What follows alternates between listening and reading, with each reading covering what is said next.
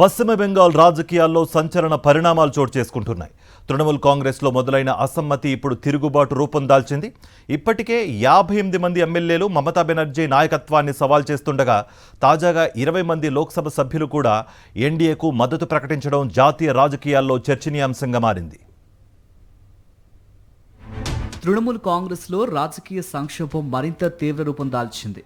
ఇప్పటికే 58 మంది ఎమ్మెల్యేలు పార్టీ అధినేత్రి మమతా బెనర్జీకి వ్యతిరేకంగా గలం విప్పగా ఇప్పుడు ఏకంగా 20 మంది ఎంపీలు కూడా తిరుగుబాటు బాట పట్టారు. లోక్సభలో ఎన్డీఏ కూటమికి మద్దతిస్తున్నట్లు ప్రకటించిన అసమ్మతి ఎంపీలు స్పీకర్ ఓం బిర్లాకు లేఖ రాశారు. తమను ప్రత్యేక పార్లమెంటరీ వర్గంగా గుర్తించి విడిగా సిట్టింగ్ ఏర్పాటు చేయాలని కోరారు.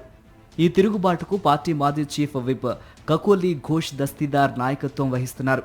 అయితే కకోలి ఘోష్కు ప్రస్తుతం పార్టీలో ఎలాంటి పదవి లేదని టీఎంసీ స్పష్టం చేసింది. ఆమెను చీఫ్ విప్ పదవి నుంచి తొలగించి ఆ స్థానంలో కళ్యాణ్ బెనర్జీని నియమించినట్లు మమతా బెనర్జీ గతంలోనే స్పీకర్కు లేఖ రాసిన విషయాన్ని పార్టీ బయటపెట్టింది. మరోవైపు తిరుగుబాటు ఎంపీలు మాత్రం తమ రాజకీయ భవిష్యత్తు ఎన్డీఏతోనే సాగుతుందని ప్రకటించారు. అయితే వెంటనే బీజేపీలో చేరే ఉద్దేశం లేదని, లోక్సభలో ఎన్డీఏకు మద్దతుగా ప్రత్యేక వర్గంగా కొనసాగుతామని స్పష్టం చేశారు. టీఎంసీకి ప్రస్తుతం లోక్సభలో 28 మంది ఎంపీలున్నారు. అందులో 20 మంది తిరుగుబాటు చేయడంతో పరిస్థితి మరింత క్లిష్టంగా మారింది. ఇదే సమయంలో అసమ్మతి ఎంపీలు ఢిల్లీలో శతాబ్ది రాయ్ నివాసంలో సమావేశమై బెంగాల్ బీజేపీ సీనియర్ నేత సువేందు అధికారితో చర్చలు జరపడం రాజకీయ ప్రాధాన్యం సంతరించుకుంది.